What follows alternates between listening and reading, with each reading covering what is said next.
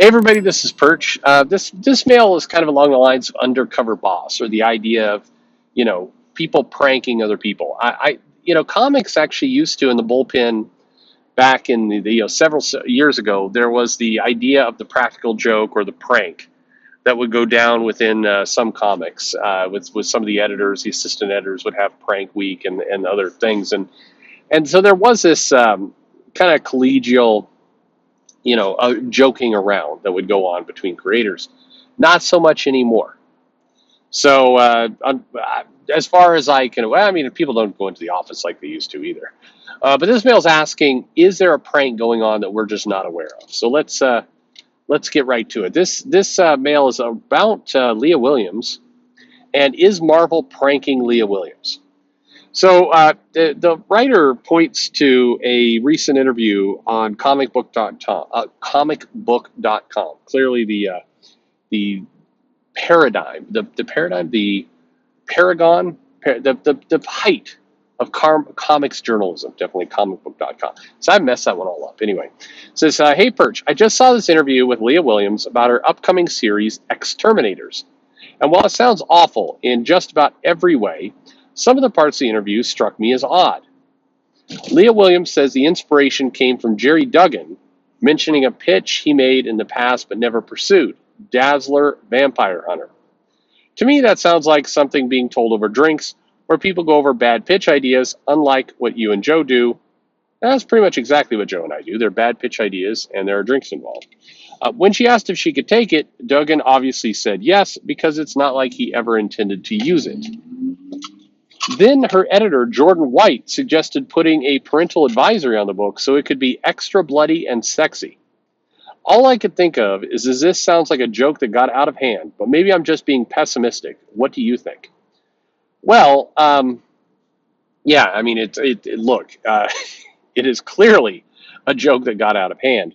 But let's give you a little bit more backstory about what this is about. So the article in question is Leah Williams serves up X-Men with grindhouse themes in X-Terminators. And the basic idea is like, hey, Marvel has Leah Williams. They're not sure what to do with Leah Williams.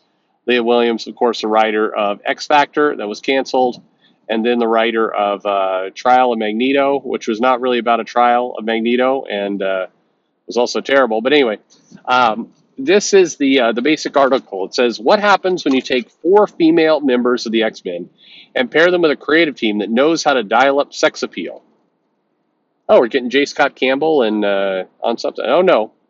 We got X-Terminators, an upcoming miniseries from writer Leah Williams and artist Carlos Gomez, who did the Amazing Mary Jane and Amazing Spider-Man Beyond. This was the Mary Jane where she had big old boobs. I'm sorry. That is exactly...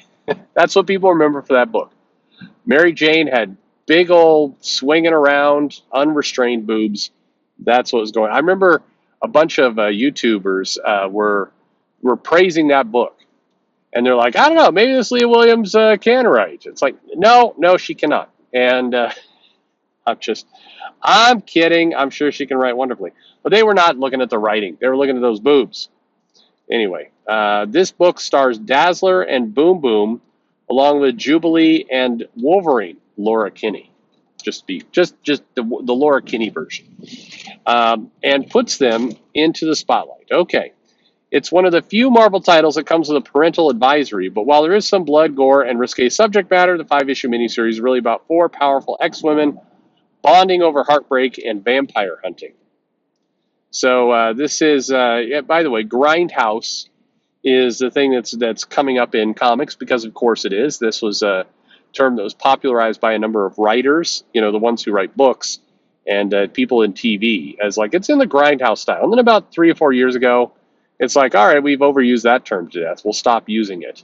Quentin Tarantino went through it, and then several others followed suit.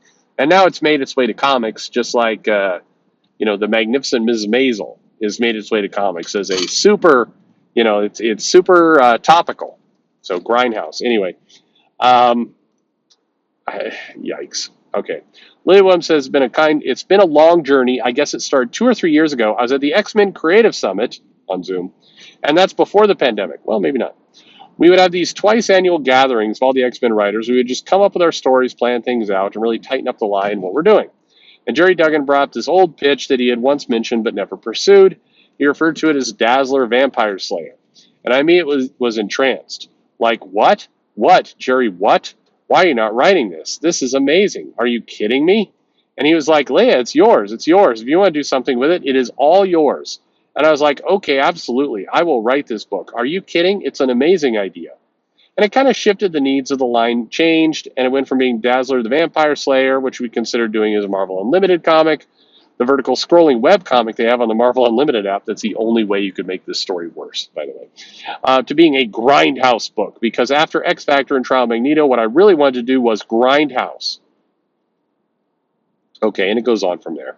Anyway, I guess it concludes with, well, we'll tell a little bit about the team. And the way the cast happened is just kind of looking at the way of the land and seeing who was in the book, what characters were available, and there's anyone else to star alongside Dazzler. And I obviously, Boom Boom wasn't up to anything, so I was like, okay, well, I'm grabbing Tabby. And then Teenie Howard kind of shuffled some stuff around so Jubilee could round out this trifecta of bombastic, exploding mutants in Grindhouse, because what could be better? Laura Kinney was the last to join the team, and she's like the pinch of salt that you add to the brownie batter to make it all the sweeter. She just perfectly complements the personality of all the other women, and it's been so much fun writing them. All right, you never judge a book until you've read it, but it's safe to say that this book is going to suck ass. But anyway, we'll see. I'm sure it will have boobs, because there's boobs. And we talk a little bit about the book. They show some pages where we see Dazzler's ass kind of right there, and then she's skating on some blood, apparently. And then, we see a couple pictures where Dazzler's got short shorts and big old swinging boobs, because that's what's going on. It's fine. I don't know. Is Jubilee going to have some boobs? No, she's just going to have a big, long sweater. But there's some dancing, and we'll see some pop culture references. And then there will be some vampires, and there will be a conclusion of the story that doesn't matter what's at all. Oh, Boom Boom's got a dress with, like, I don't know what's on their hearts and boobs. Everybody's got boobs. Anyway, who doesn't like boobs? Everybody. Anyway, well, I look forward to seeing a lot of the YouTube videos talking about, like, hey, here's an X book I kind of like. It's got boobs. We can all look forward to that. Is she being pranked? No, I don't think it's intentional. But absolutely, this story and how it all came about and how it went down with, so the really stupid bar idea that somehow made its way to a comic is very indicative of the comic book industry today and how a lot of these things go down. And will it be fun? I mean, maybe, sure. Here's hoping. Maybe it'll be a fun little book, and that would always be nice. But it's a 5-issue series with 4 of the X-Women going around and bonding over shared pain and boobs and killing vampires and more boobs and lots of references to pop culture things that are about, 18 months out of past their expiration date. I'm sure it'll be amazing. Please, if you're an X fan, downvote this video and call me a hater for disliking things. But remember, before you do, that all y'all were talking about how Leah Williams was a big old bigot because of the way she ended X Factor. And so, if you're going to be true to that, you can't really come in and slam me too much for this. But that's not how the rules work. Anyway, are you buying Grindhouse, X-Men, X-Terminators, Dazzler boobs? Let me know in the comments below. Like and subscribe, and boobs for listening.